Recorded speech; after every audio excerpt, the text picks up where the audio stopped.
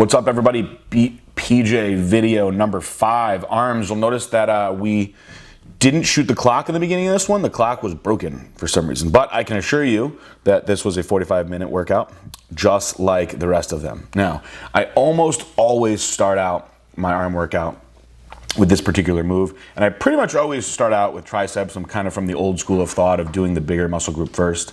I do always do tris and bis together.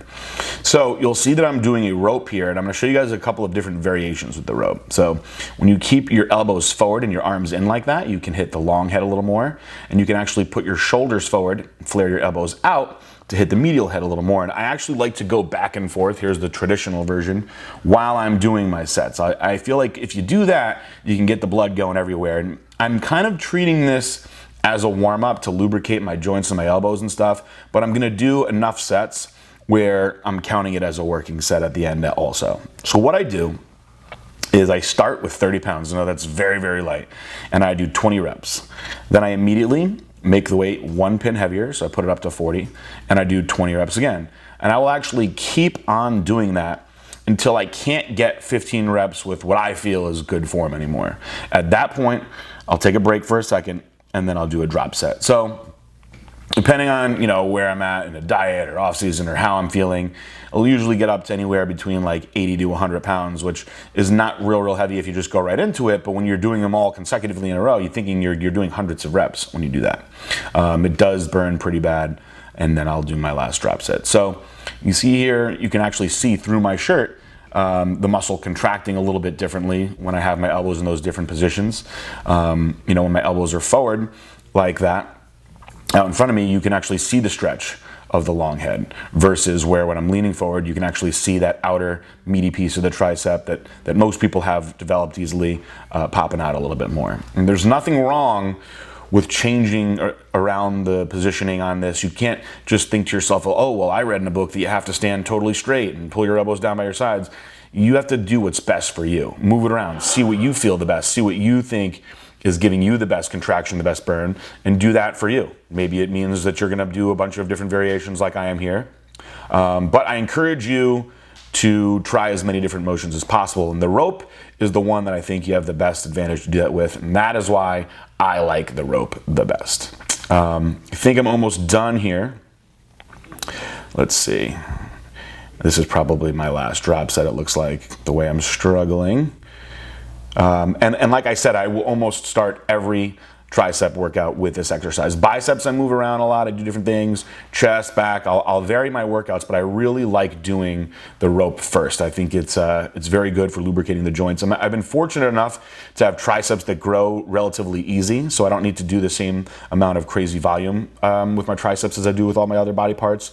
And I'm sure there's a lot of people who are gonna say, oh, your triceps overpower your biceps too much, and I suppose they do, but I've also suffered tears that we'll talk about a little later in both of my biceps, one of which I had reconstructive surgery on. So when I'm done with my drop sets here, I will move on to a dip superset, and I really like to do these 2 dip machines together. Now, when you do the regular selectorized or Nautilus dip machine, when you're doing it focused on your tricep, it's very important that you stay as upright as possible, like you see I'm doing here. When you lean forward too much, you start activating the chest, which is not necessarily a bad thing, but we're trying to isolate the tris as much as possible. Now you're gonna look at this and say, what the hell is this guy doing? He's not in the machine right, he's backwards, what's he doing? So this is something I was just playing around with one day, and I think that you guys will really like this. This motion mimics a close grip decline bench press, which is really rough on the shoulder joints, but awesome for your triceps. So you position yourself right outside of the dip machine. You gotta be on the hammer strength machine. You keep your elbows in close to your body. You have to focus on keeping them close to your body, and you're pushing down and forward, and you'll get a really good contraction. I love this combination of supersets doing them this way. You're gonna wanna go heavy on the selectorized version, but on the hammer strength version, it's more about concentrating on the squeeze and getting that contraction. This is similar as far as action to when you do a Smith machine tricep extension, which I don't like. I find those to bother my shoulder. You can concentrate really hard on the triceps on these and not worry about the shoulder. I usually do 4 total supersets of these before I move on. Next in my rotation, we're gonna do the overhead tricep extension, supersetted with a V-bar pushdown. Now, the reason I like to combine these two together is when you hit the overhead extension like this with the close grip, you're going to hit the long head a lot. You're going to feel that stretch, and it's very important to come all the way back before your head.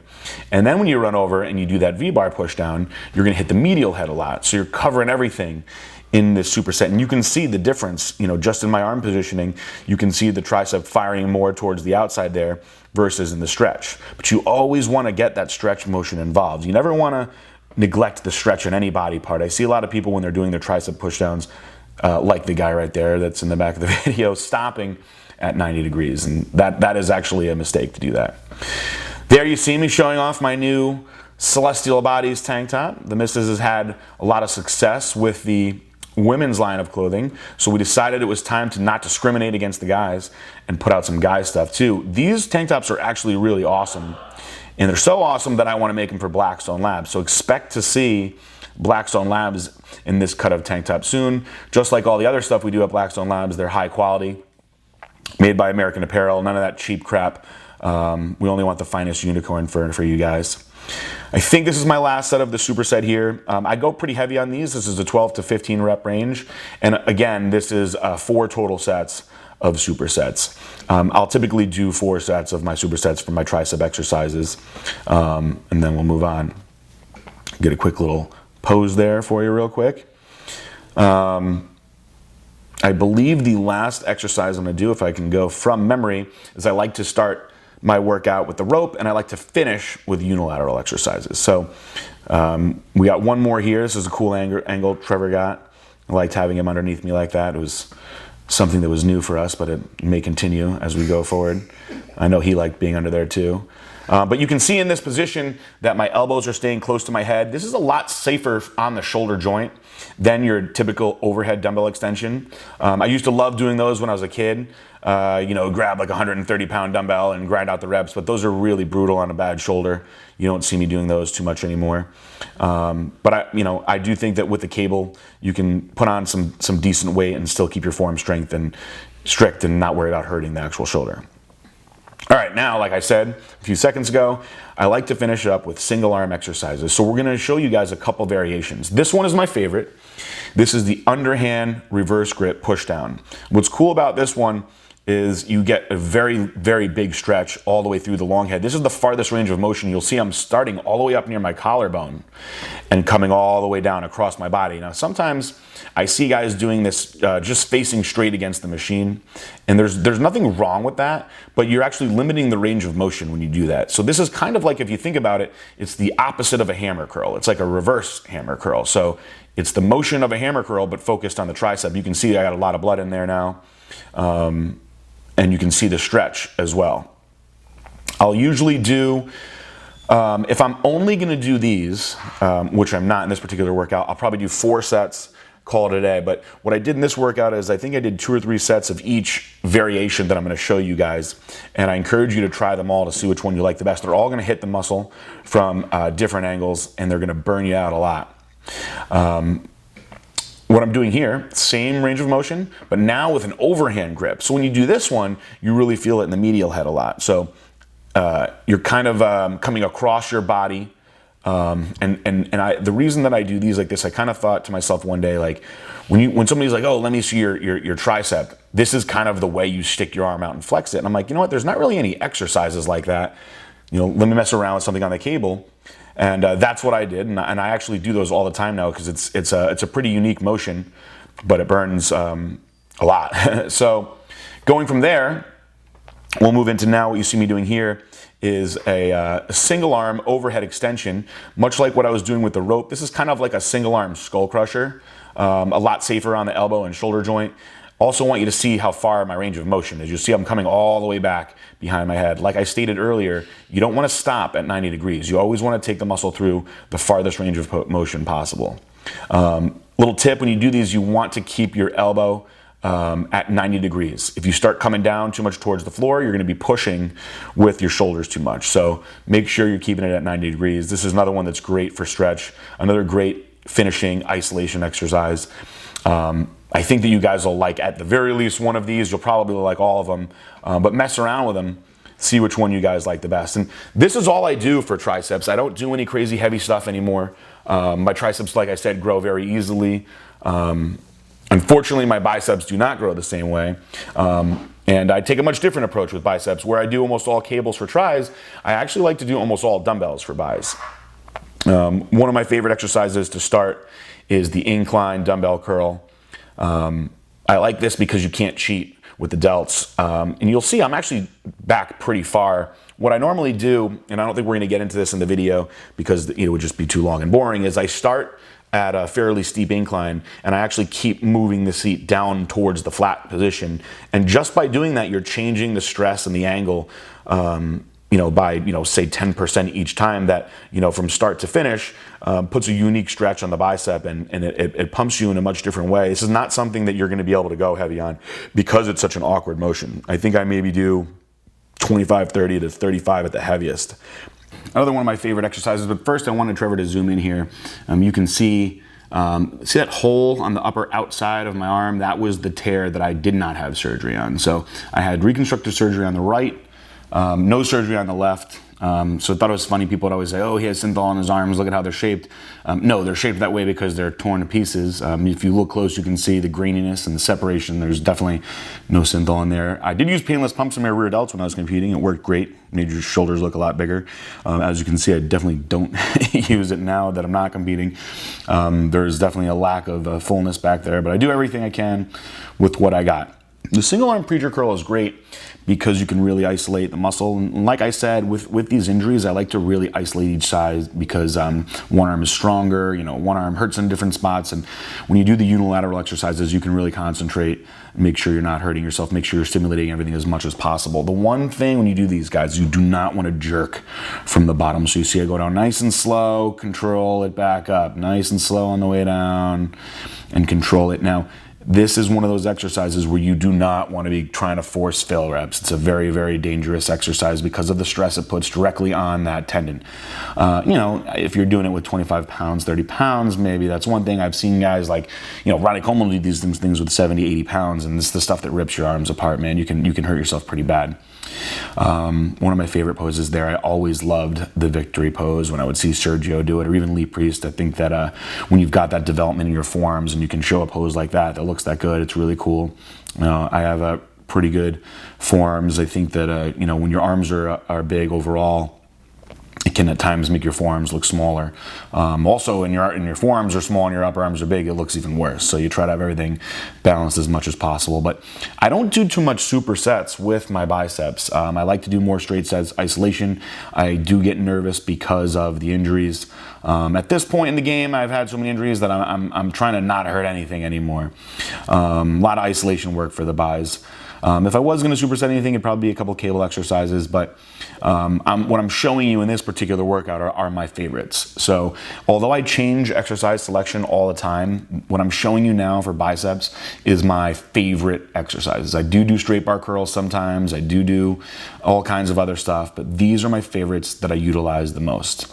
Going on, I'm going to show you guys a really unique exercise. Stopped to get a little respect from one of the bodybuilders in the gym. This is a woman who's been bodybuilding her whole life. She wanted to make sure my legs were doing okay there. But what I'm going to show you guys is a variation of a cable curl, okay?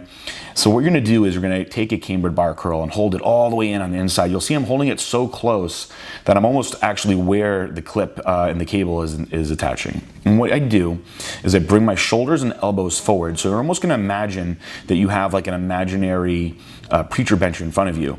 I don't know if any of you guys have seen one of those arm blasters that you put around your neck and it actually hooks your arms in front of you. Arnold used to use one back in the day. Well, this is basically that exercise without the actual arm blaster. You're just fixing yourself in that position. You don't need a little contraption to stick yourself. You can hold yourself there and concentrate on the isolation. But this will hit the quote unquote peak of the bicep. Now, people will tell you that you cannot change the shape of your biceps, and you really can't. But you can stress different areas, and the area that would be stressed through the peak is the inside of the bicep, is what you're really going to feel the burn more on through this. You want to keep your reps very steady and like a pulsing motion almost, up, down, no stops, constant tension. But those are really, really awesome. I finish with those a lot, but you can stick them in the middle. See a guy got his Prime Nutrition shirt on here. I really love seeing stuff like this, the Beth or Nothing baby. You got guys that'll wear Black Stone Lab shirts in here, Prime Nutrition shirts. I'm even seeing some girls doing it. It's very flattering. It's actually really surreal to see, you know, my company that I worked so hard on, you know, being respected and being a part of the community, especially in my own gym. I love it. It's become something I see quite often now. This is a good old-fashioned one-arm Arnold curl. I believe that is what they're called. I saw them for the first time in Arnold Schwarzenegger's encyclopedia. I've been doing them ever since then. The trick with this exercise is to make sure that your arm is hanging straight towards the floor. So you see where my elbow is, it's not moving, it's not being jerked. I'm not jerking my shoulder. This is all bicep coming from a dead hang straight up. These are very hard to do the right way. Now you can swing your elbow and your shoulder around all day with a heavy weight, but you're not going to stimulate your bicep the right way. You'll see this is all bicep, doing all the work, focusing on the contraction. Sometimes when I really want to burn out, what I'll do is I'll pick a weight, we'll say 30 pounds or so, and I'll go to failure on both sides, and I'll keep going back and forth for 3 sets, and that'll be it. Then I'll move on. The final exercise that I'm going to show you is hammer curls. I almost always finish with hammer curls. So I usually start with different exercises. I always start, you know, my tries, like I said, with the rope. But I always finish bis for the most part with a hammer curl. I think that it's a mistake to neglect the brachial radialis, which is the muscle that is responsible for lifting your arm up. It gets a ton of stimulation on back day. All your rowing moves, your pull downs, you're working brachial radialis like crazy. But I do think if you isolate it a little bit at the end like this in a bicep workout, you're not going to overtrain it, and you can really get a different thickness to your arm that you don't see if you're not really focusing on this. And what I also do is I vary my range of motion and hand position on this. So you'll see here, I'm coming across my body a little bit. I do prefer to do them straight up and down, but it's a little bit of a different contraction when you come across your body. And also sometimes I will slightly supinate my wrist, which is the turning motion of your wrist, which is what your bicep is responsible for. And you'll see me getting into that a little bit here. You'll see I'm slightly turning out and hitting that bicep a little bit more. That is the bicep itself is actually responsible for supinating your wrist. So we're going to hit some posing. I actually think I posed for a while. We'll probably wind up editing some of this out and maybe throwing it into another video for you guys, but I'll leave some here. You'll see that I still can't open my lat spread the right way, which is unfortunate. I've been working really hard on it. That's been one of the determining factors whether or not I'd be getting on stage. But this is probably the last training video, guys. Thank you so much for everything. And the discount code is still going. Beat PJ with 15% off, excuse me, ran a little brain fart there, Black Stone Labs, and 20% off Prime Nutrition. Runs until December 1st, and then it is expired forever, so take advantage of it now. And I will leave you with me hitting some posing. Hope you guys enjoyed.